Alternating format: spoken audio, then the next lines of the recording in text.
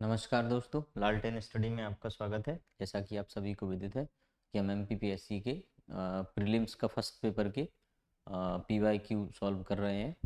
तो 50 तक के प्रश्न पहले हो चुके हैं। अभी हम 50 से 60 तक के प्रश्न लगाएंगे। तो पहला प्रश्न लेते हैं। 2011 की जनगणना के अनुसार निम्नलिखित में से किस राज्य की जनसंख्या वृद्धि दर सर्वोच्च है? ये मैं आपको बार बार कहता हूँ, ये टॉपिक एक ऐसा छोटा सा टॉपिक है जिसमें मुश्किल से 5 से 10 पेज हमको पढ़ने रहते हैं और मिनिमम 2 या 3 4 प्रश्न इसमें से फंस जाते हैं। 2 3 प्रश्न कन्फर्म है। तो ये बहुत छोटा सा टॉपिक है, इसको किसी भी तरीके से आप इस तरीके से पढ़ें कि यहाँ से हमारा एक भी प्रश्न गलत नहीं होना चाहिए। जैसे कि मैं बोलता हूँ कि जो कम परसेंटेज सिलेबस है उसमें से पूछा जाता है, तो एक टॉपिक ये है। तो ये मेघालय इसका आंसर है। अगर हम इन ऑप्शंस की बात करें तो आप इनको देखना कि अरुणाचल प्रदेश जनसंख्या जो 2000 जनगणना है उसमें कहाँ आता है, बिहार भी जनगणना में या किस चीज़ में है, पंजाब भी। तो आपको ये ऑप्शन से भी याद भी हो जाएंगे अगली बार के लिए। तो इसका विवरण देखते हैं हम। मेघालय, ठीक है। अब देखो, इसमें सबसे कम जनसंख्या सिक्किम में है। सबसे आपका वो क्या बोलेंगे उसको, सबसे कम वृद्धि दर नागालैंड में है, माइनस में है वहाँ पे। ठीक है, -0.58 कुछ ऐसा है। इससे प्रश्न बहुत बार पूछे। सबसे जिला देख लेना कि सबसे भारत का सर्वाधिक जिला किस जिला कौन सा है जिसमें सबसे ज़्यादा जनसंख्या है। मध्य प्रदेश का देख लो। ये सारी चीज़ें आपको जनसंख्या में देखना है, मुझे बताने की आवश्यकता नहीं है। ये पूरा का पूरा टॉपिक इम्पोर्टेंट। दक्षिण पूर्व एशिया की सीमावर्ती नदी मेकोंग निम्नलिखित में से किस देश से नहीं गुजरती है? ठीक है, तो बांग्लादेश से नहीं गुजरती है, चाइना से निकलती है, ऊपर तिब्बत के पठार से। अब विश्व भूगोल अब इतना इम्पोर्टेंट नहीं है, पर फिर भी जो प्रश्न रिपीट होते हैं उनको हमको एक बार देख लेना चाहिए, या वो कोई करंट में कुछ रहा हो तो वो भी पूछा जा सकता है। ठीक, इसको ज़्यादा ध्यान न देती हुई Bangladesh Thailand, Laos, Cambodia, Vietnam से होकर गुजरती है, चीन के तिब्बत से निकलती है। ठीक, नेक्स्ट आते हैं। और 2011 फिर देखो, फिर प्रश्न आ गया अभी। इससे पहले प्रश्न था कि 2011 की जनगणना के अनुसार निम्नलिखित में से किस राज्य में महिला साक्षरता दर सर्वोच्च है? तो महिला साक्षरता दर की बात करें तो मिजोरम में। इनमें से मिजोरम में सबसे ज़्यादा है। नेक्स्ट हम देखते हैं। मिजोरम जनगणना का है तो भारत में लौह, ये भी अयस्क खनिजों से प्रश्न आते हैं, ये मैं पहले ही बता चुका हूँ। आपकी जो रणनीति है उसमें भी बता चुका हूँ, आपके इम्पोर्टेंट टॉपिक है उसमें भी बता चुका हूँ। तो PYQ जो अभी तक के लगाए पुराने वीडियो में भी जो मैंने बताया, यहाँ से प्रश्न बनते ही बनते हैं। लौह अयस्क निम्न कौन सा कथन सही नहीं है? तो हमारे देश में मुख्य रूप से हेमाटाइट, ये तो कन्फर्म सही है। देश के कुल लौह अयस्क भंडार का 80% झारखंड, उड़ीसा। झारखंड का लगभग 35% है, उड़ीसा में लगभग 30% होगा। तो ये टोटल मिला के कितना हो रहा है? 65%। अगर इसमें कर्नाटक और मिला दें तो 20% के लगभग कर्नाटक में होता है, तो ये 60 80 के समथिंग 80+ पहुंच जाता। तो इसका मतलब है कि यही हमारा सही नहीं होना चाहिए। कौन सा कथन सही नहीं है पूछा है उसने। ठीक, तो हमारा ये होगा। अब हम आगे के ऑप्शन इसलिए पढ़ो क्योंकि वो सही है, तो अगली बार उससे प्रश्न बन कि बेल्लारी कर्नाटक में लौह अयस्क का एक प्रमुख खनन क्षेत्र है। तो बेल्लारी कहाँ है? कर्नाटक में। काय के लिए फेमस है? तो लौह अयस्क के लिए। मयूरभंज जिला कहाँ है? उड़ीसा में है। एक प्रश्न ये आपका पता चल रहा है, काय के लिए फेमस है? लौह अयस्क के लिए। तो ऐसे करके हमको पढ़ना चाहिए कि पढ़ते पढ़ते हमको बाकी की चीज़ें क्लियर। ऐसा नहीं कि ये प्रश्न पढ़ा, आंसर देखा, आगे बढ़ गए, नहीं। हमको और भी चीज़ें देखना चाहिए जिससे हमारा ज्ञान वर्धन हो। ये ठीक है, ये हाँ यही दिया है, 30%, 20%, 35%। नेक्स्ट है 2020-21 की में निम्नलिखित में से कौन सा राज्य देश में मूंगफली का सबसे बड़ा उत्पादक रहा है? तो बहुत टाइम से गुजरात मूंगफली में सबसे आगे रहा है। कपास का प्रश्न पूछा जाता है, दलहन का पूछा जाता है, तिलहन का पूछा जाता है, जूट का पूछा जाता है, चावल का पूछा जाता है। ये सारे प्रश्न पूछे गए हैं कि सब। गन्ने का पूछा जा चुका है, गेहूं का पूछा जा चुका है, उत्पादन रेट पूछी जा चुकी है, उत्पादन क्षेत्र पूछा जा चुका है। इतने सारे प्रश्न पूछे गए हैं। ठीक, नेक्स्ट यही उत्तर में आ जाएगा। एटलस पर्वत श्रृंखला अफ्रीका में है। ठीक है। अफ्रीका में ये भी विश्व भूगोल का है, पर फिर भी ये आप देखेंगे जैसे ये भूमध्य सागर है, ये यूरोप लगा है, तो ये अफ्रीका अगर ऐसा मान लेते हैं तो यहाँ आपका एक मोरक्को है, अल्जीरिया होगा, और इधर एक छोटा सा देश है ट्यूनीशिया। तो इन तीन में ज़्यादातर इसका क्षेत्र फैला हुआ है। ठीक है, हम अगले प्रश्न की ओर आते हैं। Tunisia, Algeria, Morocco. कभी भी, हाँ एक चीज़ मैं पिछले वीडियोस में हो सकता है मिस कर गया, एटलस और मैप रख के आप जरूर पढ़ें। जब भी ज्योग्राफी की बात आए, किसी भी चीज़ ऐसा प्रश्न आए, तो आपको मैप में तुरंत देखो। जैसे मेरे दिमाग में तुरंत आया ना कि भूमध्य सागर के इधर ये है, फिर वहाँ अब मेरे दिमाग में कितनी सारी चीज़ें आ चुकी हैं। जिब्राल्टर जल संधि आ चुकी है, स्वेज नहर आ चुकी है, उस पर जो आपके दो ज्वालामुखी है वो आ चुकी हैं, साइप्रस देश आ चुका है, ऊपर गाजा पट्टी आ चुकी है, इटली आ चुकी है, इटली की नदी आ चुकी है, रोम आ चुका है, कौन सी नदी पे कौन बसा है। तो इतनी सारी चीज़ें मैप रख के पढ़ेंगे ना, फिर उसके ऊपर चले जाओगे तो काला सागर की तरफ कौन सी जल संधि है, फिर वो उसके कौन से पोर्ट हैं, तो इतनी सारी चीज़ें हमको आती हैं क्योंकि हम एक रिलेट करके पढ़ते हैं। ठीक, नेक्स्ट देखते हैं। सुंदरबन निम्नलिखित में से किस प्रकार के वन हैं? सुंदरबन ज्वारीय वन है, ये आपका आंसर है। ठीक, सुंदरबन से प्रश्न पूछे जाते हैं लवणीय या ज्वारीय और तटीय वन है। ठीक, ये किन दो नदियों के मुहाने पर है या किन दो नदियों के संगम पर है? तो गंगा और ब्रह्मपुत्रा के पे। ठीक, ये क्यों इनको सुंदरबन कहा जाता है? तो सुंदरी नाम के वृक्षों के कारण इनको सुंदरबन कहा जाता है। काय के लिए फेमस है? तो बंगाल रॉयल टाइगर है उनके लिए फेमस है। ठीक है, इसलिए सौरभ गांगुली जो दादा थे क्रिकेट में, उनको भी बंगाल टाइगर के नाम से जानते थे। अब इसमें विश्व धरोहर सूची में शामिल किया गया इसको 1987 के करीब। ऐसा करके दुनिया का सबसे बड़ा डेल्टा ये गंगा नदी का यहाँ बनता है, ये प्रश्न पूछा जा चुका है। तो ऐसे करके जब प्रश्न आए तो उससे रिलेटेड बाकी के प्रश्न भी हमको पता कर लेना चाहिए। नेक्स्ट प्रश्न की ओर जाते हैं। 90 पूर्व 90 ईस्ट रिज निम्नलिखित में से किस महासागर में? इम्पोर्टेंट है ये। एक ये पूछा जाता है, एक पहले अटलांट से पूछा जाता था, क्योंकि विश्व भूगोल अब नहीं है, पर फिर भी चूंकि ये हिंद महासागर में है। हिंद महासागर कहाँ है?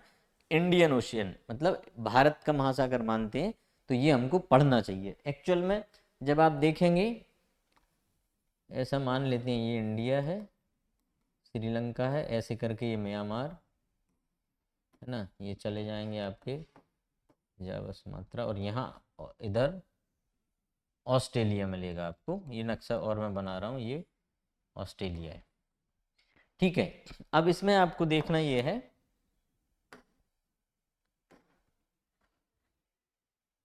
कि इसमें ये एक प्लेट आपने पढ़ी होंगी, इंडियन प्लेट और ऑस्ट्रेलियन प्लेट। ठीक है, तो यहाँ ये इसके इसके यहीं ये आपका 90 डिग्री देशांतर एक रेखा है, आप सही मैप में देख लेना। तो ये इसी के समानांतर एक अंडर वाटर एक पर्वत श्रृंखला है, लगभग 5000 किलोमीटर तक फैली हुई है। ठीक है, ये है, तो इसको क्या बोलते हैं? 90 डिग्री ईस्ट ईस्ट रिज्ड ये है। ठीक है, तो हमको ये कहाँ है? सबसे पहले हम उत्तर निकाल लेंगे तो हिंद महासागर में है। ठीक है, ये आपको लगभग समझ में आ जाना चाहिए। नक्शा अच्छा नहीं बनाओ तो आप लोग अपने एक एटलस में, मैप में जरूर इसको देख लें। इसके विवरण में यही आता है कि पनडुब्बी पर्वत श्रृंखला है, लगभग 90 डिग्री देशांतर में स्थित है, और मैंने आपको नक्शा बना के बता भी दिया है। दो कौन से, अगली बार अगर वो पूछता है कि कौन सी दो प्लेटों के बीच में है, तो ये ऑस्ट्रेलियन प्लेट और इंडियन टेक्टोनिक प्लेट है, उनके बीच में कौन सी लाइन बनाती है? तो 90 डिग्री बंगाल की खाड़ी के नीचे है। इसमें ये इसलिए पूछा गया है कि इसकी चाइना जो है इसका वो तफ्तीश कर रहा है, मतलब देख रहा है कि ये होता क्या है। कि देखो, अगर हम फिर से इसको देखें, ये ऐसा कुछ इसमें तो होगा।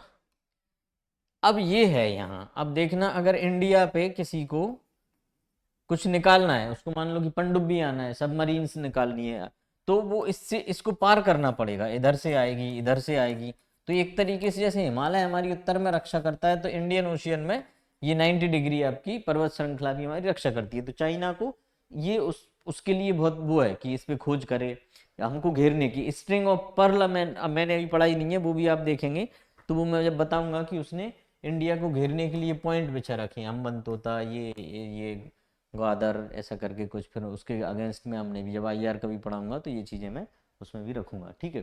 तो ये चाइना, इसलिए ये प्रश्न पूछा भी इसलिए गया है क्योंकि इस समय चाइना इस पे बहुत ज़्यादा अपनी जासूसी टाइप की कर रहा है इस पे, ठीक।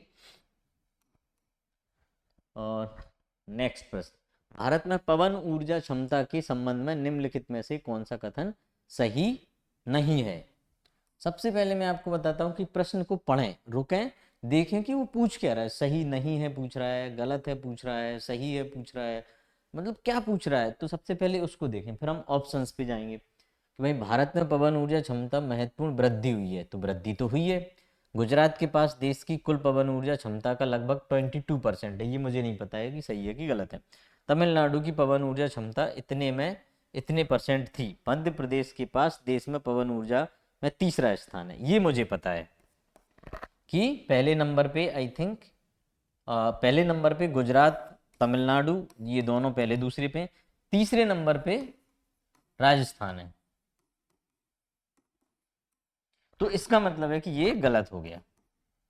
कहीं देखो होता क्या है कि हमको हमारी नॉलेज, पुरानी नॉलेज काम आती है। ये प्रश्न मुझे नहीं पता था। और एक चीज और बताऊं कि मैं यहाँ रिकॉर्ड करने से पहले इसको मैंने पढ़ा भी नहीं था। गुजरात फर्स्ट पे है, ठीक है, ये मुझे डाउट था कि फर्स्ट पे तमिलनाडु है कि गुजरात है। इसमें जो जल विद्युत है उसमें हिमाचल होगा। अब अगर डेटा चेंज हो गया होगा तो आप लोग देख लेना। तमिलनाडु सेकंड नंबर पे है, राजस्थान थर्ड नंबर पे है, ठीक है। तो ये अपना हो गया। अब इसमें से देखो हमको क्या क्या पढ़ना है कि सौर ऊर्जा को भी पढ़ो कि सौर ऊर्जा में पहले नंबर पे, दूसरे नंबर पे और तीसरे नंबर पे कौन है। जल विद्युत भी पढ़ना पड़ेगा, जल विद्युत, ज्वारीय ऊर्जा पढ़नी पड़ेगी। ये मैं आपको बता रहा हूं कि आप इनको सर्च करके अपने नोट डाउन कर लें, यहां से प्रश्न पूछेंगे। ज्वारीय ऊर्जा सर्वाधिक 3, ठीक है। और मध्य प्रदेश का ज्वारीय ऊर्जा तो होगी नहीं, मध्य प्रदेश में परमाणु ऊर्जा, परमाणु ऊर्जा भी पता होना चाहिए। परमाणु ऊर्जा में पहला एक भूतापीय ऊर्जा,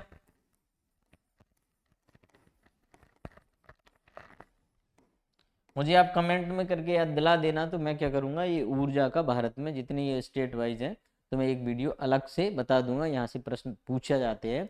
हिमाचल पूछा जा चुका है एक बार, भूतापीय ऊर्जा का प्रश्न पूछा जा चुका है, सौर ऊर्जा का पूछा जा चुका है, ज्वारीय ऊर्जा का पूछा जा चुका है, इतना मुझे याद है। पूछे कितने गए हैं मुझे नहीं पता है, तो ये सब आपको पता होना चाहिए। फिर सौर ऊर्जा से देखो, इससे संबंध में एक और मैं आपको बताऊं कि एक गुजरात में मोदी जी ने उद्घाटन किया था सूर्यग्राम का।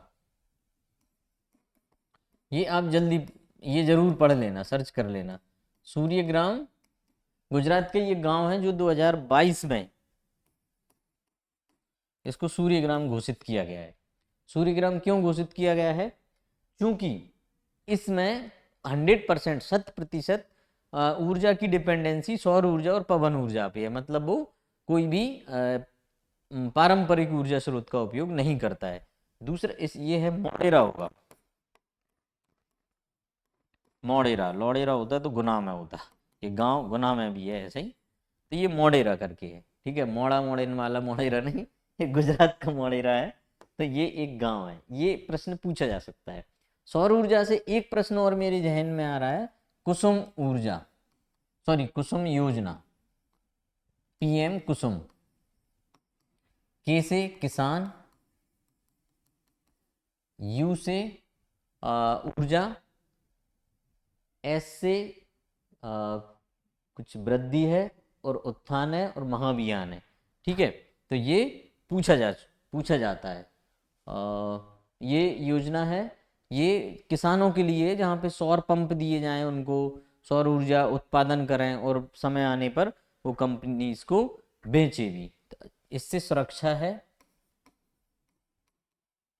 और इस यू से उत्थान होना चाहिए। अगर मैं करेक्ट नहीं हूं तो आप देख लेना, लगभग मेरे हिसाब से सही है।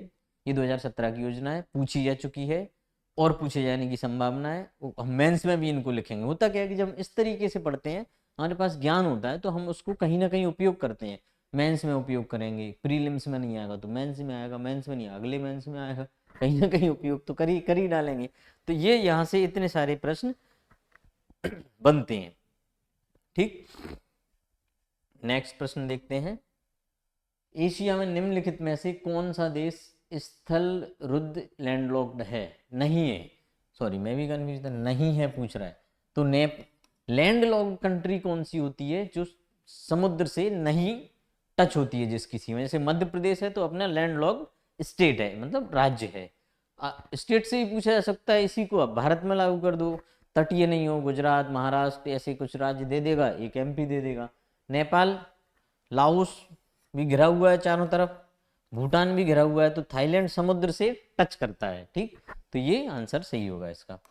इस पे आते हैं हम। थाईलैंड समुद्र तटीय देश है क्योंकि यह थाईलैंड की खाड़ी और अंडमान सागर दोनों से सटा हुआ है। नेपाल, लाओस, भूटान सभी भूमिबद्ध हैं क्योंकि उनके पास समुद्र तक पहुंच नहीं है। ठीक, तो ये हमारे 7 प्रश्न हम पूरे कर चुके हैं। इसी के साथ ये सीरीज कंटिन्यू करेंगे और इसके बाद मैं जो करंट के कुछ पेपर होंगे अदर स्टेट्स के वो भी लेके आऊँगा, वो भी अपन डिस्कस करेंगे। इसमें एक मेरी छोटी सी गुजारिश ये है कि आप मैं बहुत ज़्यादा लोगों तक मेरी वीडियो रीच ना हो, कोई दिक्कत नहीं है। मैं मेरा उद्देश्य यही है कि जो अपने लोग हैं जो कहीं से उनको बहुत ज़्यादा गाइडेंस नहीं मिल पाता है, उन लोगों के लिए मैं प्रयास करता हूँ, नए लोगों के लिए भी, पुराने लोगों के लिए। नए लोगों के लिए कहना चाहूँगा कि आप प्रॉपर एक दिशा में चलें, और पुराने लोगों से ये गुजारिश करूँगा कि आप जो विगत वर्षों में गलतियाँ करते आ रहे हैं उन गलतियों से बचें, और सिलेक्शन क्यों नहीं हुआ वो आप देखें, स्वयं अध्ययन करें, स्वयं को पता चल जाएगा कि आपका सिलेक्शन क्यों नहीं हुआ है या क्यों रुका हुआ है। नहीं हुआ है ये कहना उचित नहीं है, अभी तक क्यों रुका हुआ है, तो आप ये जरूर देखें। और नए लोग दूसरों के अनुभव से सीखें, दूसरों के अनुभव से सीखना जरूरी है। जो जिनका सिलेक्शन नहीं हो पाता है उनसे भी सीख सकते हैं, उनको बारीकियां पता होती हैं कि हम गलती कहाँ कर रहे हैं। जिनसे जिस जो सिलेक्ट हो गए हैं उनसे ही पूछ सकते हो कि उन्होंने ऐसा क्या अच्छा किया जिससे उनका सिलेक्शन हो गया है। और आप किसी से बात करना नहीं चाहते तो PYQ लगा के, टेस्ट लगा के, सिलेबस पढ़ के भी आप जो अंतरात्मा की आवाज़ जो जागेगी कि हाँ यार मैं ये पढ़ूंगा तो मैं निकाल लूँगा, या ये मेरे को पढ़ना चाहिए, तो इस तरीके से आप प्रयास करें। इसी के साथ आप सभी को बहुत बहुत धन्यवाद। जय हिंद, जय भारत।